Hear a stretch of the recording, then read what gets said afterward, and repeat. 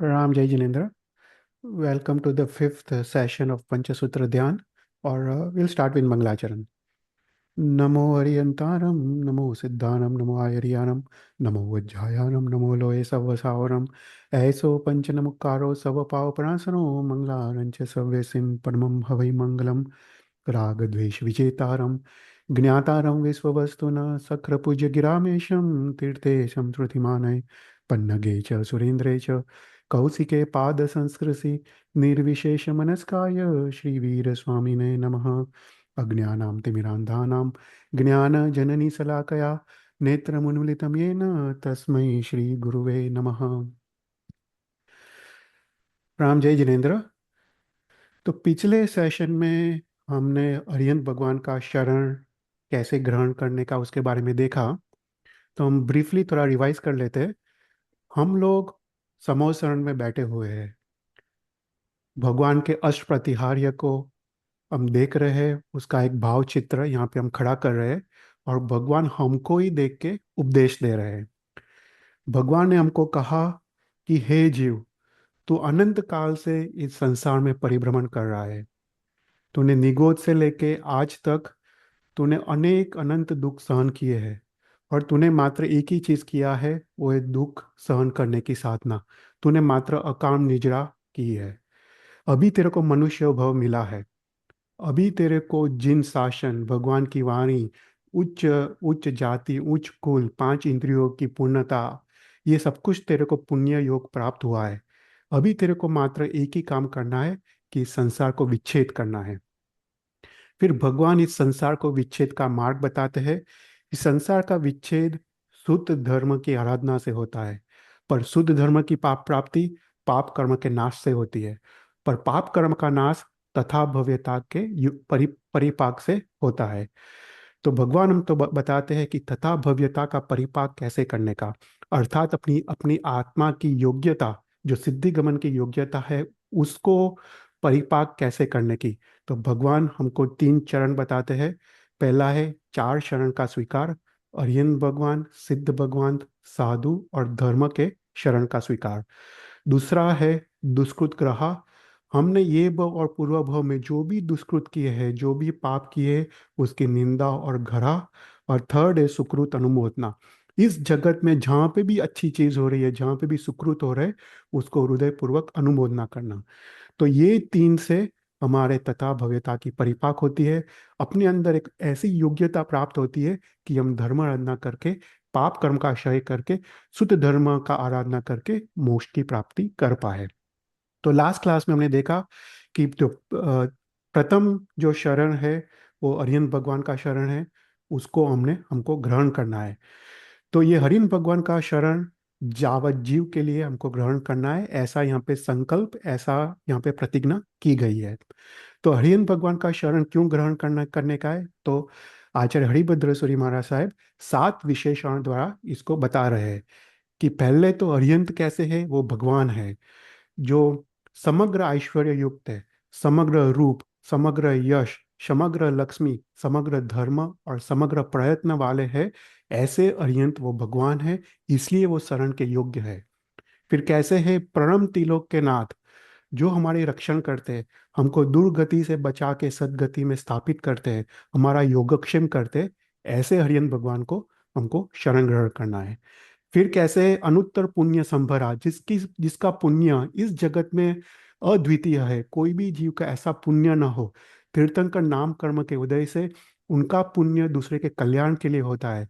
वो द्वादशांगी की रचना के आदिकर है, वो चतुर्विध संघ की स्थापना करते हैं और इसके आलंबन से असंख्य जीव अनंत पाद परंपरा तक मोक्ष में जाते हैं। ऐसे हरिहंत भगवान को हमको शरण ग्रहण करना है।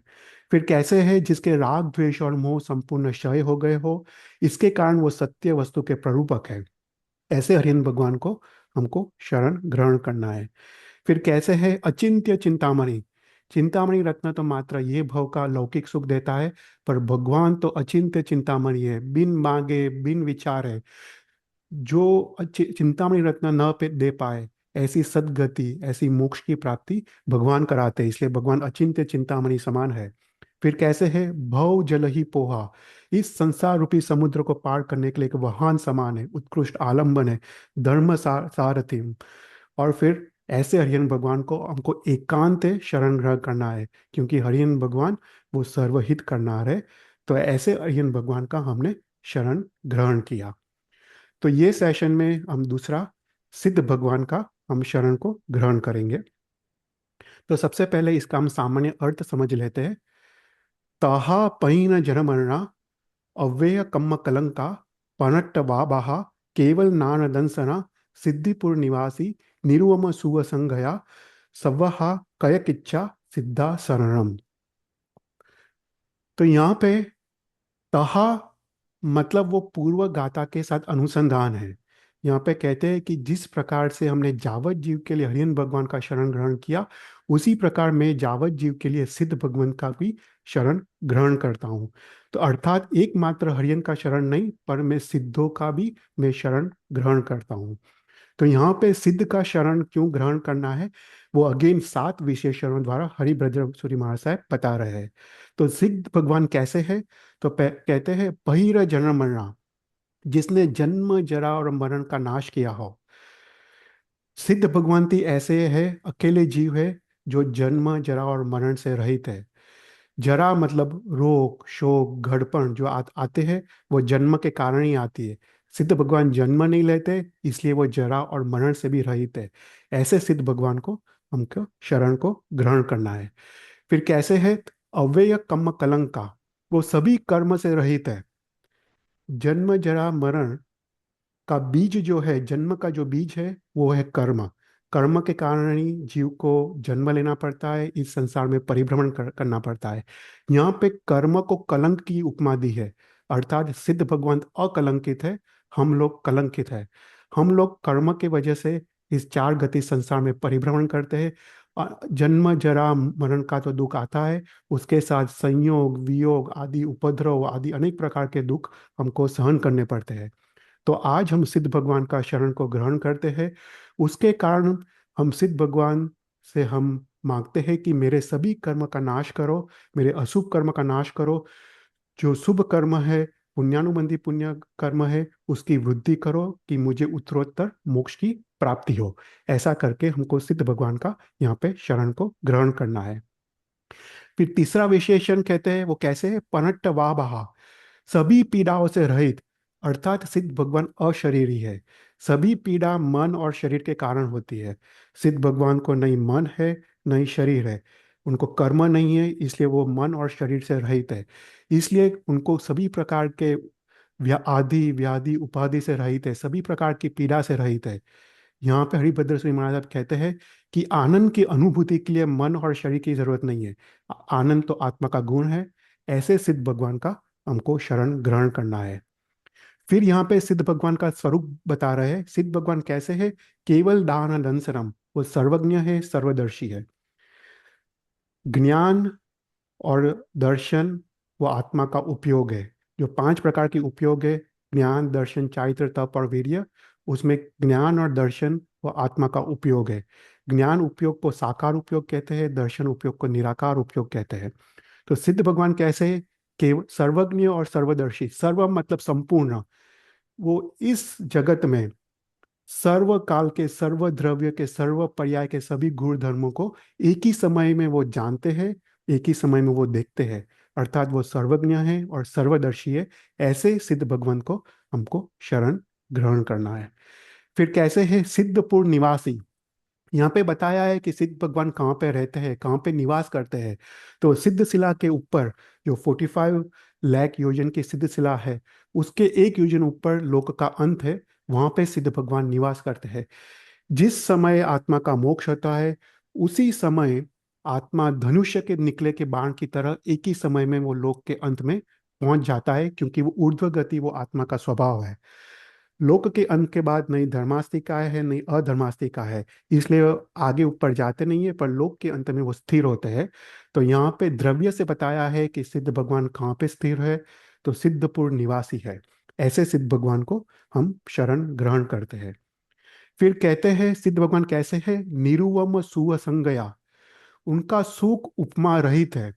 अर्थात इस जगत में ऐसा कोई सुख नहीं है जिसके जिसके हम सिद्ध भगवान के सुख के साथ उसकी तुलना की जाए। इंद्र का सुख या चक्रवर्ती का सुख से अनंत गुना सुख सिद्ध भगवंत को है। इसलिए वो सभी उपमा को जीतना है। फॉर एग्जाम्पल, कोई सूरवीर हो तो हम कहते हैं कि ये सिंह जैसा सूरवीर है। कोई सुंदर है तो कहते हैं ये कामदेव जैसा सुंदर है। कोई अच्छा सुंदर तालाब हो तो हम कहते हैं कि ये पद्म सरोवर जैसा सुंदर है। तो संसार में सभी चीज की उपमा दी जाती है। पर सिद्ध भगवान का जो सुख है, वह संसार के सभी सुख उसके सामने हीन है, हल्के है। इसलिए कोई भी प्रकार की उसको उपमा न दी पाए, क्योंकि सिद्ध भगवान जो सुख है वो मात्र अनुभव गम्य है। तो ऐसे उपमा रहित सुख में वो मग्न है। ऐसे सिद्ध भगवान का हम शरण ग्रहण करते हैं। और अंतिम विशेषण कहते हैं सव्वाहा काया किच्चा, मतलब वो कृतकृत्य हो गए हैं। उनका भी कोई भी कृत्य बाकी नहीं है, कुछ भी हासिल करने का बाकी नहीं है। जो भी उनको करना था वो कर दिया है। उसने साइक कक्षा के सम्यक दर्शन ज्ञान चारित्र उन्होंने हासिल कर लिया है। सभी गुण को उन्होंने प्रकट कर लिया है। इसलिए वो कृत कृत्य हो गए। अभी उनको कुछ भी करना बाकी नहीं है। ऐसे सिद्ध भगवान को हम शरण ग्रहण करते हैं। तो ऐसे करके यहाँ पे सामान्य अर्थ समझाया है। अभी हम लोग इसके ध्यान और अनुप्रेक्षा में जाते हैं। तो आइए हम सब लोग अपनी आंखें बंद करते हैं। भगवान हमको देशना दे रहे हैं। भगवान हमको समझा रहे हैं कि हे जीव, तूने तूने जिस प्रकार से अरियन भगवान का शरण ग्रहण किया, उसी प्रकार अब तू सिद्ध भगवान का भी शरण ग्रहण कर। यहाँ पे हम एक संकल्प करते, प्रतिज्ञा करते हैं कि आज मैं सिद्ध भगवान का जावत जीव के लिए मैं शरण ग्रहण करता हूँ।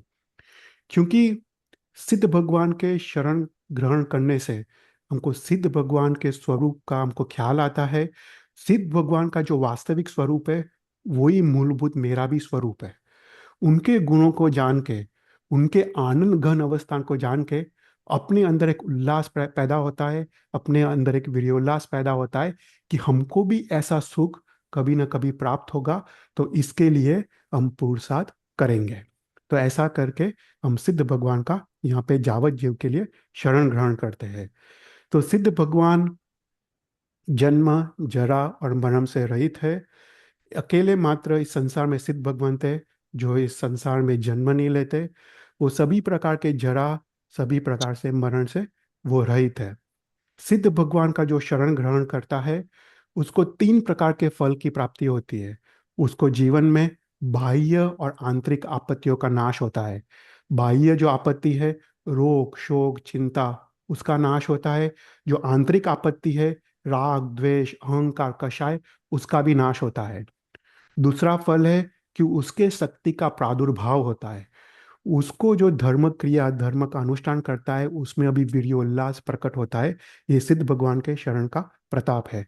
और थर्ड है, उसको ज्ञानावर्णीय और मोहनीय कर्म का क्षय होता है या क्षयोपशम होता है।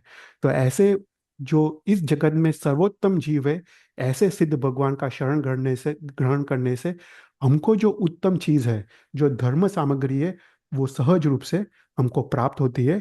ऐसे हम सिद्ध भगवान को यहाँ पे शरण ग्रहण करते हैं।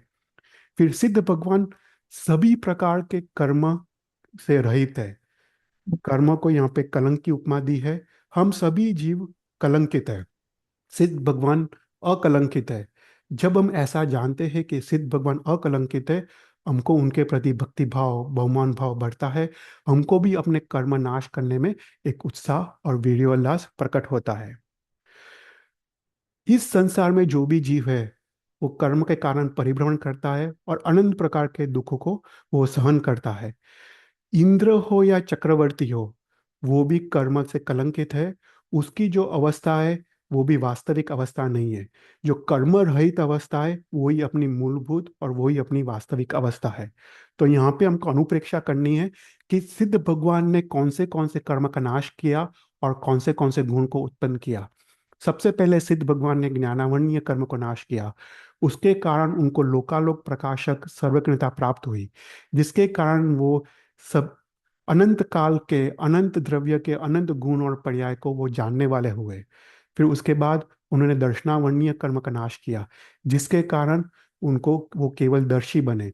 वो इस जगत के सभी काल के सभी द्रव्य के गुण पर्याय को वो देखने वाले हुए, तो वो जानने वाले हुए, और देखने वाले हुए तो सर्वज्ञ और सर्वदर्शी बने। फिर सिद्ध भगवान ने मोहनीय कर्म का नाश किया। मोहनीय कर्म से उनको अनंत चारित्र गुण प्राप्त हुआ, जिसके कारण वो अनंत काल तक वो चारित्र में अपने जो आत्मा के गुण हैं उसमें वो रमन कर रहे, उसमें वो मग्न वो रह रहे। वो मोहनीय कर्म के क्षय से प्राप्त हुआ। फिर उन्होंने वेदनीय कर्म का क्षय किया। वेदनीय कर्म के क्षय से उनको अनंत अव्यभात स्थिति प्राप्त हुई, अनंत आनंद प्राप्त हुआ। और ऐसा आनंद कि अनंत काल तक कभी भी नाश न होने वाला हो, ऐसा आनंद उसको उनको प्राप्त हुआ। फिर उसके बाद उन्होंने नाम कर्म का क्षय किया। नाम कर्म के क्षय से वो अशरीरी बने। वो जो पुद्गल के साथ उनका संबंध था वो टूटा। उनका जो पुद्गल का जो स्वभाव था, वर्ण गंध रस रूप, उसके उसके बिना वो अरूपी बने। वो नाम कर्म के क्षय से हुआ। फिर गोत्र कर्म के क्षय से उनको कहीं पे ऊंचा नहीं नीचा नहीं, अगुरु गुरु लघुता गुण प्राप्त हुआ। कहीं हल्का पना नहीं, कहीं कहीं कहीं भारी पना नहीं, ऐसे अगुरु गुरु लघुता को गुण को उन्होंने प्राप्त किया। फिर आयुष्य कर्म का क्षय किया। आयुष्य कर्म के क्षय से वो अविनाशी बने। वो अनंत काल तक वो कभी भी नाश न होने वाला, ऐसा उनको अविनाशी पना उनको प्राप्त हुआ। और अंत में उन्होंने अंतराय कर्म का नाश किया। अंतराय कर्म के नाश से उनको अनंत दान, अनंत भोग, अनंत उपभोग, अनंत लाभ और अनंत वीर्य की उनको प्राप्ति हुई। अर्थात अनंत भोग और अनंत उपभोग मतलब उनका आत्मा अपने गुणों का ही वो भोग और उपभोग करता है अनंत काल तक। और उसी में ही अनंत वीर्य का वपराश होता है। जो अनंत वीर्य है वो अनंत काल तक जो आत्मा के गुण है उसको धारण करके रखता है। उसमें उसमें वो फेरफार नहीं करने देता है। वही उनका अनंत वीर्य है। तो ऐसा करके अनंत दान, अनंत लाभ, अनंत भोग, अनंत उपभोग और अनंत वीर्य, ऐसे गुणों की प्राप्ति हुई। ऐसे 8 कर्म के क्षय से उनको प्रतिपक्षी 8 गुण को प्राप्त हुआ। ऐसे सिद्ध भगवान का यहाँ पे हम शरण ग्रहण करते हैं।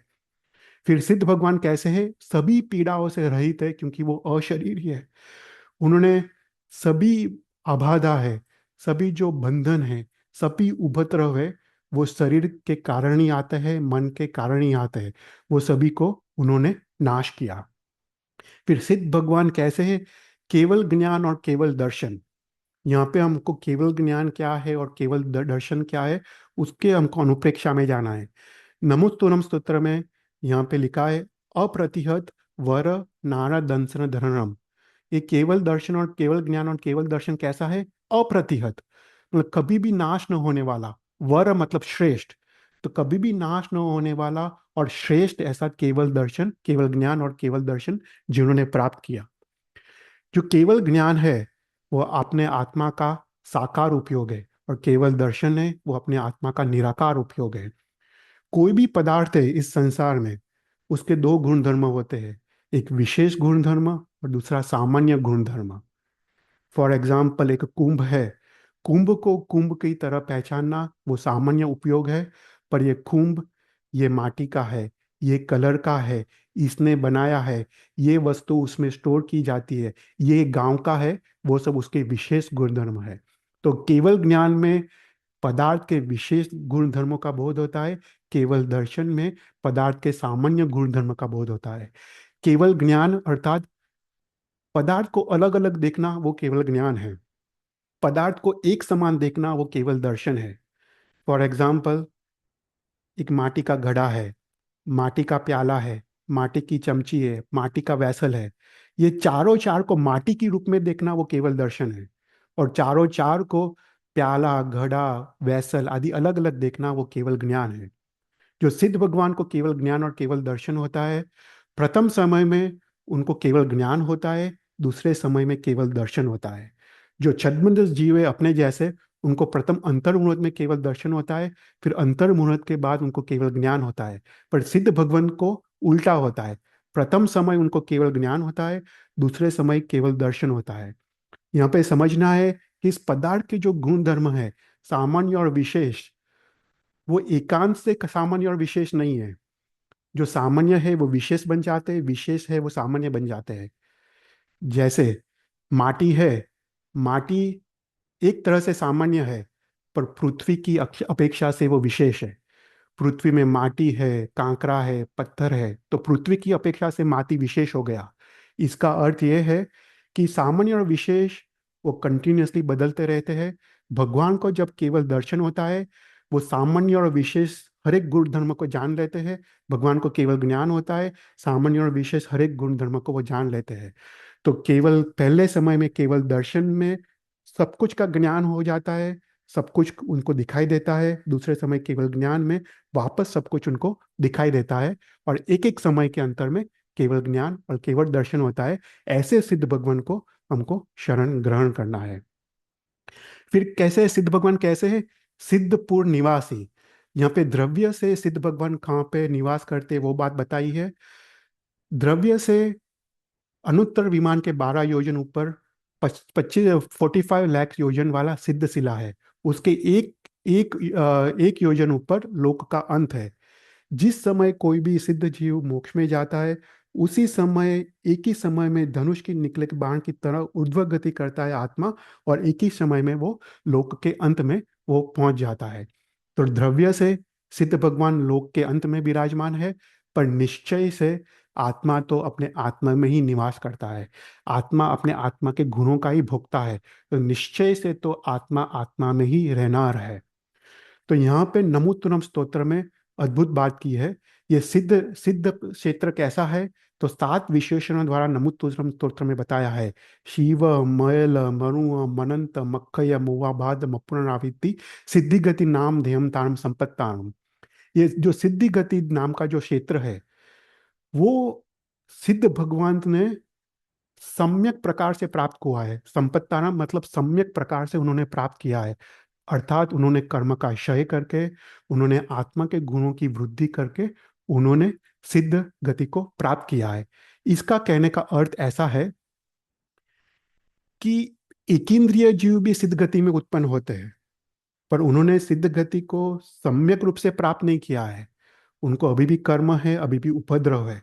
तो एकमात्र सिद्ध भगवान थे जिसने ये सिद्ध गति को सम्यक रूप से प्राप्त किया है।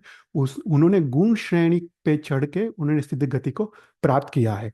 तो ये सिद्ध गति कैसी है, वो 7 विशेषणों द्वारा हमको इसकी अनुप्रेक्षा करनी है। तो पहला है, ये शिव है। शिव मतलब उपद्रव रहित। कर्म न होने के कारण वहां पे कोई उपद्रव नहीं है। जहाँ पे कोई कारण होता है तभी कार्य होता है। संसार में कर्म है, इसलिए ही उपद्रव है। मनुष्य गति में रोग है, शोक है, वियोग है, भय है, मरण का भय है। तिर्यंज गति में भूख है, तरस है, भय है, बंधन है। नरक गति में तो अनंत वेदना है, छेदन है, भेदन है। देव गति में भी बाह्य दृष्टि से अगर दुख ना हो, आंतरिक दृष्टि से राग है, द्वेष है, एक दूसरे पे ईर्ष्या है, एक दूसरे का प्रभुत्व को सहन नहीं कर पाते हैं, जब मरण आते हैं वो व्यतीत हो जाते हैं, तो देव गति में भी उपद्रव है। तो ये चारों चार गति में कोई ना कोई प्रकार का दुख है। एकमात्र सिद्धि गति ऐसी है जहाँ पे कोई भी दुख नहीं है, कोई भी उपद्रव नहीं है, इसलिए वो शिव है। फिर सिद्ध गति कैसी है? मयल। मयल मतलब स्थिर, अचल। जो भी जीव सिद्ध गति में जाता है, जिस आकाश प्रदेश में वो जाता है, वही आकाश प्रदेशों में वो अनंत काल तक रहने वाला होता है। वहां से वो हलन चलन नहीं करता है। हमको, जो संसारी जीव है, वो कंटिन्यूअस वो हलन चलन करने वाले होते हैं। वो स्वाभाविक रूप से हलन चलन करते हैं या प्रायोगिक रूप से हलन चलन करते हैं। स्वाभाविक प्रायोगिक रूप में मतलब हम अपने प्रयत्न द्वारा हलन चलन करना, हाथ उठाना, उठना, बैठना, वो सब प्रायोगिक है। स्वाभाविक रूप से मतलब अपने शरीर के अंदर जो खाने की पचने की क्रिया होती है, वो स्वाभाविक रूप से होती है। जो आग लगती है, धुआं ऊपर जाता है, वो स्वाभाविक है। वायु जो बहता है तिरछा, वो स्वाभाविक है। भारी वस्तु नीचे गिरती है, वो स्वाभाविक है। उसी प्रकार सिद्ध भगवान जो ऊर्ध्व गति करते हैं, वो स्वाभाविक है। जब कार्मण वर्गना और तेजस वर्गना का क्षय होता है, सिद्ध भगवंत मोक्ष तक पहुंचते हैं। पर वहां पे पहुंचने के बाद वो स्थिर हो जाते हैं, क्योंकि वो लोक का अंत है। उसके आगे न धर्मास्तिका है न अधर्मास्तिका है, इसलिए वही आकाश प्रदेश में अनंत काल तक वो स्थिर रहते हैं। ऐसे सिद्ध भगवंत सिद्ध गति का दूसरा विशेषण है, अचल है। फिर सिद्ध गति कैसी है? मरुआ। मरुआ मतलब सभी प्रकार की पीड़ा और अव्यवहार, सभी प्रकार के उपद्रव से रहित है। फिर मनंत मतलब अनंत है, कभी भी नाश न होने होने होने वाली। जो भी जीव सिद्ध गति में जाता है, उसने आयुष्य कर्म का क्षय किया है, तो उसके कारण उसका जो जो अवस्था है सिद्ध गति की अवस्था, वो अनंत है। फिर अक्षय और अविनाशी, उसके जो आत्मा के गुण है वो सदा काल के लिए रहने वाले हैं। उसका जो सुख है, आनंद है, वो सदा काल के लिए रहने वाला है। देखो, संसारी जीवों को जन्म मरण है, परिभ्रमण है, इसलिए वो अविनाशी नहीं है। उसके जो सुख है वो तो पानी के परपोटे की तरह टेम्पररी है, आज है कल नहीं है, इसलिए वो विनाशी है। पर सिद्ध भगवान कैसे है? अनंत है और मक्खय अक्षय है।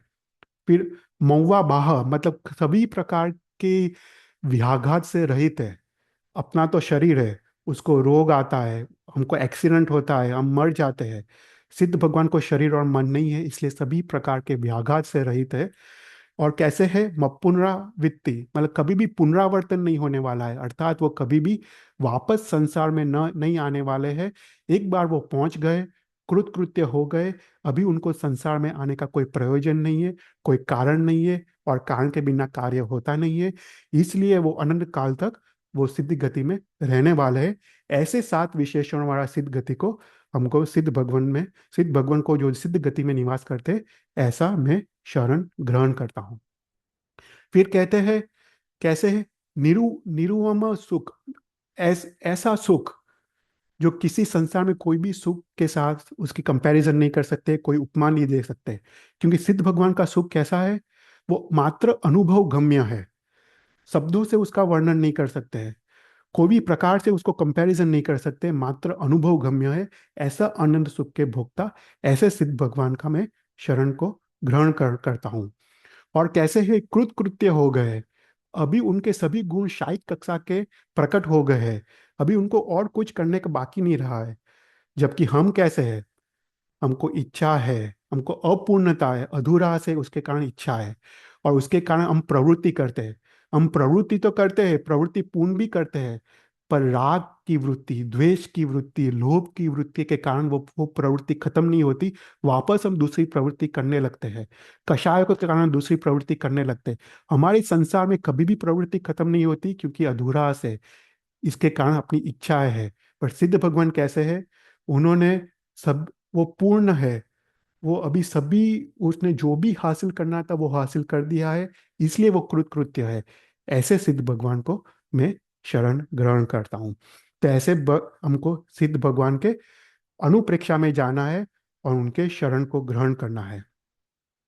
अभी ये करने के बाद हमको यहाँ पे और थोड़े जो सूत्र है उनका सहारा लेके और इसके अनुप्रेक्षा में जाना है।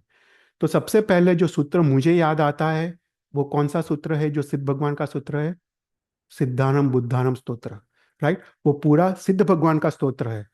तो हमको ये जो सिद्ध अवस्था है उसमें हमको और डीप में जाना है, उसकी और अनुप्रेक्षा में जाना है। तो सिद्धानम बुद्धानम पार गयारम परम पर गयारम लोक मुह गयारम नमो सया सव्व सिद्धानम, राइट? ये जो सिद्धानम बुद्धानम की जो प्रथम गाथा है, ये गंधर्व रचित स्तोत्र है। अद्भुत ये गाथा है। हमको यहाँ पे सोचना है कि हम जो भी धर्म क्रिया करते हैं, धर्म अनुष्ठान करते हैं, उसमें जो हमारा जो लक्ष्य है, मात्र एक ही लक्ष्य है, वो सिद्धि गति की प्राप्ति। क्योंकि जो सिद्ध अवस्था है, सिद्ध का जो स्वरूप है, उनके जो गुण है, उनका स्वरूप का जब हम चिंतन करते हैं, उनके जो 8 गुणों का चिंतन चिंतन करते हैं, उनका जो आनंद घन अवस्था का चिंतन करते हैं, हमको भी एक मन होता है कि मैं भी ऐसी अवस्था को मैं प्राप्त करूं। सिद्ध भगवान ने सभी कर्मों का क्षय किया है, हमको भी ध्यान रूपी अग्नि से सभी कर्मों का क्षय करना है। जो पंचसूत्र का ध्यान है, वो एक अद्भुत साधन है जो ये कर्मों का क्षय करने के लिए है। तो हम ये पंचसूत्र का ध्यान करके हम भी सभी कर्मों कर्मों का यहाँ पे हम क्षय करने का हम प्रयत्न करते हैं और कोशिश करते हैं। तो ये ध्यान रूपी अग्नि से हमको कर्म का क्षय करना है, और हमको भी एक कृतकृत्य बनना है, हमको भी सिद्ध बनना है। तो सिद्धानम स्तोत्र में बोलते हैं ये सिद्ध भगवान कैसे है? तो बोलते बुद्धानम है, मतलब सिद्ध गति में ज्ञान का अभाव नहीं है। वो सभी पदार्थों को यथार्थ रूप से जानते हैं, वो उनको केवल ज्ञान है, केवल दर्शन है। आत्मा जब गुणस्थान की प्रगति करता है, उसको चौथे गुणस्थान में सम्यक दर्शन की प्राप्ति होती है। फिर विरति धर्म की प्राप्ति होती है। फिर अप्रमद दशा की प्राप्ति होती है। फिर सभी कषायों का वो क्षय करता है और वो सहयोगी केवल बनता है। उनको केवल ज्ञान जब उत्पन्न होता है, केवल ज्ञान जब प्रकट होता है, वो केवल ज्ञान वो आत्मा का गुण है। वो अंदर से प्रकट होता है, इसलिए वो कभी भी जाने वाला है नहीं। वो अनंत काल तक रहने वाला है। इसलिए सिद्ध अवस्था कैसी है? बुद्धान में वहां पे संपूर्ण ज्ञान है। जैसे हाथ में एक हम पानी का परपोटा देखते हैं, कैसे स्पष्ट रूप से दिखाई देता है, ऐसे सिद्ध भगवान को पूरे संसार के सभी गुण द्रव्य, सभी द्रव्य के गुण पर्याय उनको ऐसे स्पष्ट रूप से एक ही समय में दिखाई देते। ऐसी ये सिद्ध अवस्था है। फिर सिद्ध भगवान कैसे? पार गयानम, जिसने समुद्र को पार कर दिया है, संसार रूपी समुद्र को उन्होंने पार कर दिया है। अर्थात एक बार जिसने पार कर दिया है, वापस वो संसार में आने वाला नहीं है। इसलिए यहाँ पे कहा है वो पार गयानम में, वो संसार को पार कर दिया है। ऐसे सिद्ध भगवान को मैं शरण ग्रहण करता हूँ, ऐसे सिद्ध भगवान को मैं नमस्कार करता हूँ। फिर कहते हैं परम पर गयानम। यहाँ पे अद्भुत बात की है कि सिद्ध भगवान ने जो सिद्धि गति की प्राप्ति की है, वो कैसे की है? तो बोलते परम पर ज्ञान हम, उन्होंने अपने आत्मा का विकास करके किया है। उन्हें गुण, जो गुण स्थानक की श्रेणी में चढ़ के सिद्ध गति की प्राप्ति की है। ये कहने का गणधर भगवान का उद्देश्य है कि हमारे लिए भी वही मार्ग है। सिद्धि गति की प्राप्ति के लिए वो आकस्मिक रूप से नहीं होती है, पुरुषार्थ के बिना नहीं होती है, मोक्ष मार्ग पे चले बिना नहीं होती है। जिसको सिद्ध गति की प्राप्ति करनी होती है, उसको मोक्ष मार्ग पे चलना पड़ता है, उसको आत्म पुरुषार्थ करना पड़ता है, और उसको भगवान की आज्ञा का पालन करना पड़ता है, और उसको गुण श्रेणी का विकास करके ही सिद्ध गति की प्राप्ति है। बाकी there is no other way to get the सिद्धि गति। तो यहाँ पे हमको एक अनुप्रेक्षा में जाना है कि हमको मोक्ष में कैसे जाना है, वो मार्ग क्या है। तो हमको सोचना है कि जो भगवान हमको कह रहे हैं समोसरण में, कि तू अनंत काल तक मिथ्यात्व दशा में था, गाढ़ अज्ञान था, तेरे पास कोई विवेक नहीं था। तू हे को उपादेय समझता था, उपादेय को हे समझता था, सुदेव सुगुरु सुधर्म को कुदेव कुकुरु कुधर्म समझता था। तेरे को संसार के आरंभ समारंभ में ही तेरे को सुख की अनुभूति होती थी। तू अपने शरीर को भी अपना मानता था। पर अभी तेरे को मनुष्य धर्म प्राप्त हुआ है, तू चरमावर्त में आया है, तेरे को भगवान का शासन मिला है। तेरे को अभी एक समझ प्राप्त हुई है कि संसारिक सुख से अलावा भी कोई एक परम सुख का कोई एक मार्ग है। वो मार्ग जो भगवान ने बताया वो मार्ग है। वो मार्ग में मुझे चलना है। वो मार्ग में मुझे रुचि करना है, अभिलाषा करना है, और वो मार्ग पे चलने का प्रयत्न करना है। तो यहाँ पे हमको धर्म रुचि, धर्म अभिलाषा और धर्म प्रशंसा, जहाँ पे भी धर्म दिखाई देता है, हमको हमको आनंद की प्राप्ति होती है। उसी प्रकार हम जो मार्ग में आगे बढ़ते हैं, हम आगे बढ़ के हमको ऐसी परिस्थिति आती है कि हमको संसार के जो सभी सुख है उसको हमको दुखमय लगते हैं। चक्रवर्ती भी सुख भी हमको दुखमय लगते हैं, इंद्र के सुख भी हमको दुखमय लगते हैं। हमको संसार के प्रति निर्वेद भाव प्रकट होता है कि ये संसार को कब छोड़ूं, कब मैं संयम जीवन को अंगीकार करूं। जो धर्म के प्रति एक संवेग, एक रंग, एक उल्लास हमको प्रकट होता है। हमको जो सम्यक के जो पांच गुण है, उपसम संवेग निर्वेग आस्तिक और अनुकंपा, वो प्रकट होते हैं। अपने जो मोहनीय कर्म की जो उत्कृष्ट स्थिति थी, 70 कोड़ाकोड़ी सागरोपम, वो घट के अभी एक कोड़ाकोड़ी सागरोपम के अंदर आ गई है। और हमको सम्यक दर्शन फोर्थ गुणस्थानक यहाँ पे प्रकट होता है। फोर्थ गुणस्थानक प्रकट होने के बाद हमको व्रत नियम पचखान आदि लेने हैं। हमारा ऐसा ऐसा अभी सामर्थ्य नहीं है कि हम सर्ववृत्ति पचकान को स्वीकार सके। तो हमको अभी छोटे मोटे पचकान से हमको प्रारंभ करना है। आगे जाके श्रावक के 12 व्रत को हमको अंगीकार करना है। उस प्रकार से हमारे चारित्र मोहनीय कर्म का क्षय होते जाता है, और अंत में हमको सर्ववीर्ति धर्म की प्राप्ति होती है। हमको सिक्स्थ गुणस्थानक की प्राप्ति होती है, साधु धर्म की प्राप्ति होती है। जो संपूर्ण पांच महाव्रत है उसको हम अंगीकार करते हैं। हमको संपूर्ण रूप से हिंसा है, चोरी है, असत्य है, अभ्रम है और अपरिग्रह है, वो सबको हमको त्याग करते हैं। और संपूर्ण रूप से हम व्रतधारी बनते हैं। पर अभी भी हमको सिक्स गुण स्थानक में हमको प्रमाद है, हमको निंद्रा है, हमको विकथा है। हम जो उसमें हम जो पांच महाव्रत लिए है उसमें भी हमको अतिचार लग जाते हैं। अभी भी हम उसको निर्तिचार पालन हम नहीं कर पाते हैं। पर जैसे जैसे हम आत्मा का पुरुषार्थ करते हैं, ऐसे ऐसे हमारी प्रमाद कम होते जाता है, और हमको सेवंथ गुण स्थानक, जो प्रमत अप्रमत दशा है, उसकी प्राप्ति होती है।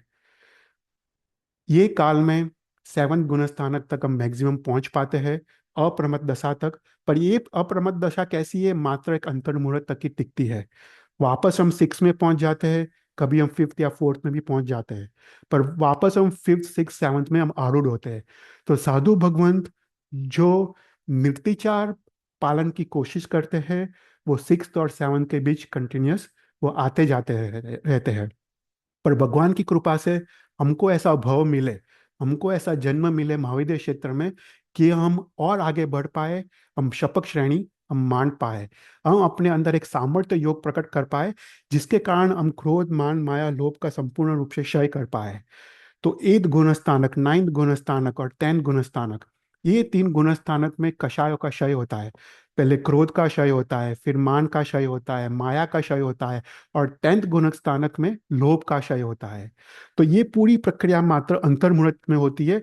ये अपने आत्मा का सामर्थ्य है, और भगवान की अनुग्रह से ये प्राप्त होता है। 10th गुण स्थानक में सभी कषाय को क्षय किया, उसके बाद ट्वेल्थ गुण स्थानक में मोहनीय कर्म का क्षय किया। अभी भी तीन घाती कर्म बाकी है, ज्ञानावनीय, दर्शनावनीय और अंतराय। हम मोहनीय कर्म के क्षय के वजह से हम सहयोगी केवली बने।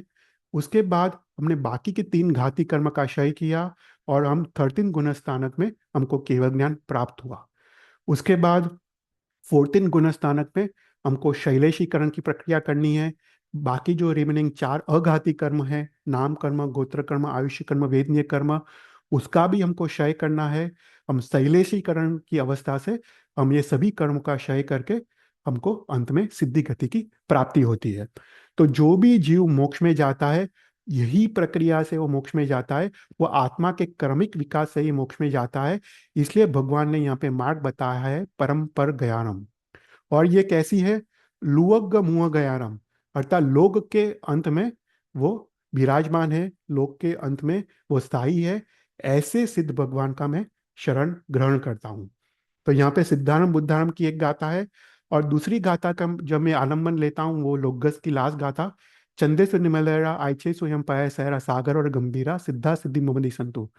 सिद्ध भगवान कैसे है, चंद्र से भी निर्मल है, क्योंकि चंद्र तो कलंकित है। शरद ऋतु का चंद्र में भी दाग दिखाई देता है। पर भगवान का जो कर्म का क्षय है, उसके कारण जो निर्मलता प्राप्त की है, वो चंद्र से भी अधिक निर्मल है, चंद्र से भी अधिक स्वच्छ है।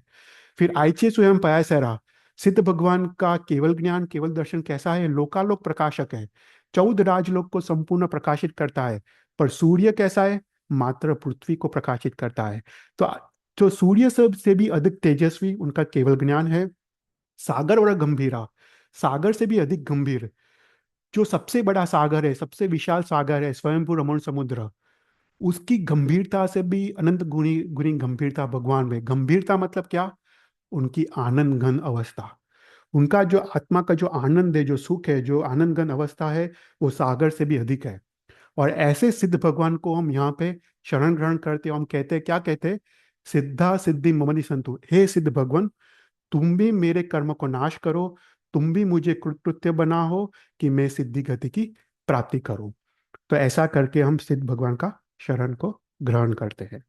तो ऐसे करके हमको दूसरा सिद्ध भगवान का अनुप्रेक्षा में जाना है। फिर नेक्स्ट क्लास में हम साधु भगवान का अनुप्रेक्षा में जाएंगे। तो आज के क्लास में कोई भी क्वेश्चन हो तो यू कैन आस्क।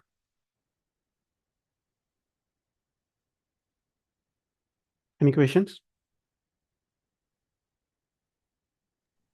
હા ચૈતલભાઈ પ્રણામ. हाँ, हाँ, તો સિદ્ધ ભગવાન કે તમે કહો છો એમ કે જન્મ જરા મૃત્યુથી દૂર હોય છે, તો हाँ। તો બને કેવી રીતે, સિદ્ધ ભગવાન કેવી રીતે થાય, એમના કર્મોનો કેવી રીતે ક્ષય કરે તો પછી જન્મ ના લે તો? ના ના, એટલે સિદ્ધ અવસ્થા પ્રાપ્તિ પછીની વાત છે. એટલે હમ. એકવાર મોક્ષ, એટલે સિદ્ધ અવસ્થા શું છે, કે એકવાર મોક્ષે ગયા પછીની પછીની પછી વાત હું છે, કહું. તો એને સિદ્ધ અવસ્થા કહેવાય. જ્યાં સુધી સંસારમાં છે ત્યાં સુધી સિદ્ધ અવસ્થા નથી. હમ. એટલે અરિયંત ભગવાન તો સિદ્ધ અર્યંત, બની શકે, રાઈટ? હા, સિદ્ધ અર્યંત ભગવાન ભગવાન એ સિદ્ધ બનશે. બનશે, અચ્છા. હા, પણ અર્યંત ભગવાન હજુ ચાર, હજુ અઘાતી કર્મ છે અર્યંત ભગવાનના. હમ. રાઈટ? હા. હમ. ચૈતન્યભાઈ, હમ. દિવ્યા બોલું છું. હા. તો અરિહંત ભગવાન એટલે હજી એ સિદ્ધ નથી થયા એમ? તો યુ રાઈટ. એ મને જરાક.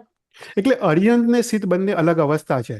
હમ અરિહંત હમ એટલે જે તીર્થંકર નામકર્મ નિકાચિત કરે છે એ બધા અરિહંત. ઓકે. હા. હવે સિદ્ધ એટલે અરિહંત પણ સિદ્ધ થશે, બીજા પણ જે તીર્થંકર નામકર્મ નિકાચિત નહીં કરતા એ પણ સિદ્ધ થશે.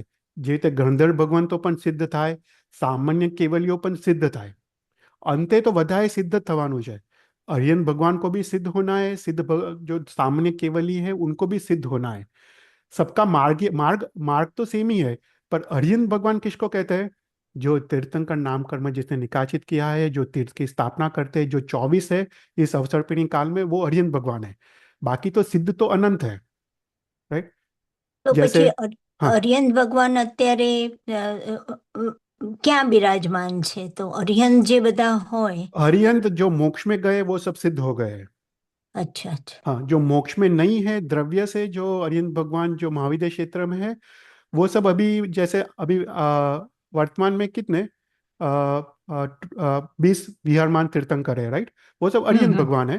पर अरियंत અચ્છા भगवान भी सिद्ध होते हैं, राइट? पर અચ્છા. अरियंत भगवान जो अभी प्रेजेंट है, उनके 4 घाती कर्म का क्षय की हो गया है, पर 4 अघाती कर्म अभी भी बाकी है। वो जब लास्ट में जब वो 14th गुणस्थानक की प्राप्ति करेंगे, जब शैलेशीकरण की प्रक्रिया करेंगे, आत्मा की હમ. स्थिरता जब प्राप्त होगी, आत्मा का स्फुरण बंद होगा, तब वो मोक्ष में जाएंगे और वो भी वो सिद्ध बन जाएंगे। सिद्ध मतलब जो सिद्धि गति में जो विराजमान है द्रव्य से, जो वहां पे पहुंच गए, वो सब सिद्ध है। तो अरिहंत भी सिद्ध होने वाले हैं, जो गणधर है वो भी सिद्ध होने वाले हैं, बाकी केवल ज्ञानी है वो भी सिद्ध होने वाले हैं। अंतिम तो सबको सिद्धि सिद्धि होना है, राइट? पर सब लोग અચ્છા. अरिहंत बन के सिद्ध नहीं होते, राइट? सब लोग अपने अपने मार्ग से सिद्ध होते हैं, पर जिसने तीर्थंकर नाम कर्म उपार्जित किया है वो भी वही हरिहंत बन के सिद्ध होते हैं। बाकी सब तो હમ. सामान्य केवली की तरह वो सिद्ध होते हैं। અચ્છા અચ્છા. હમ. ઓ, તો એ સિદ્ધ ભગવાન સ્ટીલ એમને ચાર અઘાતી કર્મ જે બાકી છે એમ?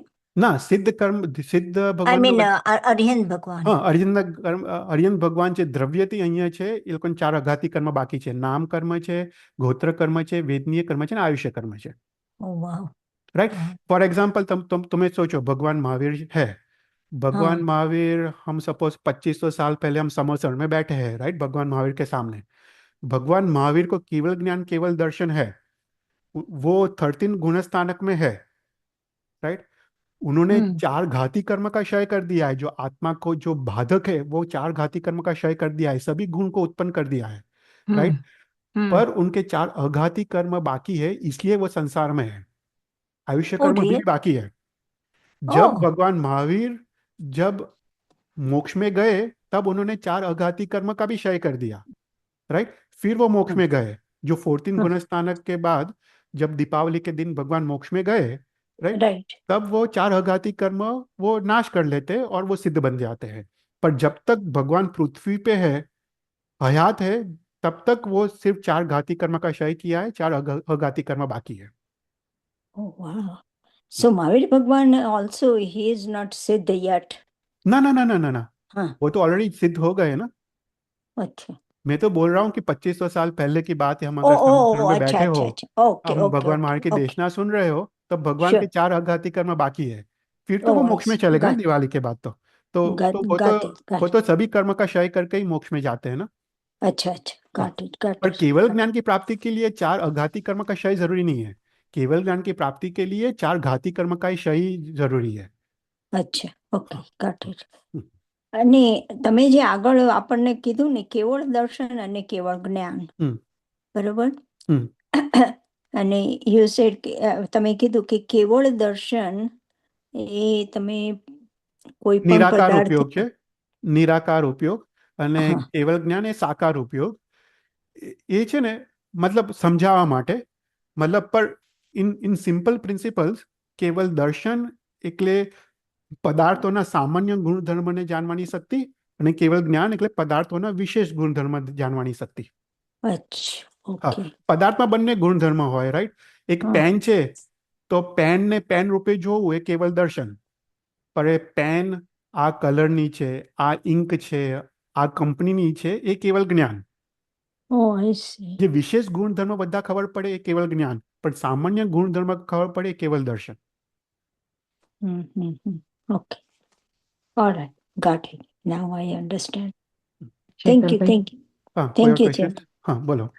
હા, તો પછી એક જીવ સિદ્ધ થાય ત્યારે એક જીવ નિકોધમાંથી બહાર આવે, રાઈટ. એ આપણે પહેલા લેસનમાં જોયું છે. બરાબર. તો સિદ્ધ ભગવાનના આટલા ગુણો જે આત્મા પોતાના ક્ષય કરીને જ્યારે એ સિદ્ધ અવસ્થાને પામે ત્યારે મારા જેવો એક જીવ નિકોધમાંથી બહાર આવ્યો હશે, તો કેટલા બધા એ જીવે પુણ્ય, તો આપણે કેવી રીતે આટલું બધું એ કરી શકીએ ને?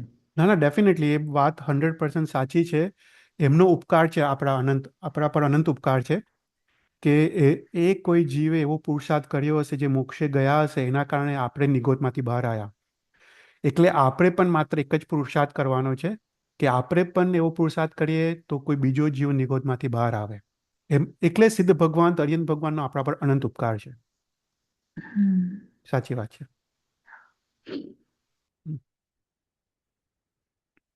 कोई और क्वेश्चंस?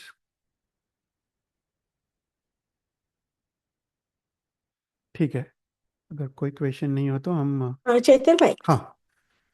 કિસે સિદ્ધ ભગવાન એકેન્દ્રિયમાં કે છે, તો તેમને કઈ ઇન્દ્રિય હોય છે કે એક ઇન્દ્રિય કે છે, તો એકેન્દ્રિય પદ नहीं, ચાહો એમ. सिद्ध भगवान ने कोई कोई शरीर नहीं ना, कोई इंद्रिय नहीं. તો સવનમાં એવું કેમ કે છે કે હું પંચેન્દ્રિય છું પણ એકેન્દ્રિય પદ પામ? ના ના ના ના, એ તો ખાલી, એ તો એવું, આઈ થિંક એ જે સ્તવન છે ખાલી એવું કહે છે કે હું ફૂલ બનીને સપોઝ હું તમારા ચરણને ધરું તો એ પણ મારે મહામૂલ્યવાન છે, એટલે એટલે એવું કહે છે. એ ખાલી ઉપમા ઉપમા તરીકે કહે છે.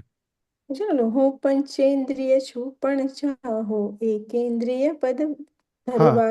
હા, એ જેવી હા. રીતે પક્ષાલ કરીએ, પાણીના જીવ એક હમ ઇન્દ્રિય છે, હમ ફૂલ પુષ્પ એક ઇન્દ્રિય છે. એટલે આપણે એવું વિચાર અચ્છા. કરીએ છીએ કે હું પાણી હોઉં કે પુષ્પ હોઉં તો તમારા હું સ્પર્શ કરી શકું. એક ભાવના ઓકે છે ત્યાં આગળ, ઓકે. એક ભાવના છે. હા, મને એમ થાય કે સિદ્ધ ભગવાન તો અશરીરી છે, તો કેમ હા, એકેન્દ્રિય? કોઈ ઇન્દ્રિય નહીં. Right, right. હા.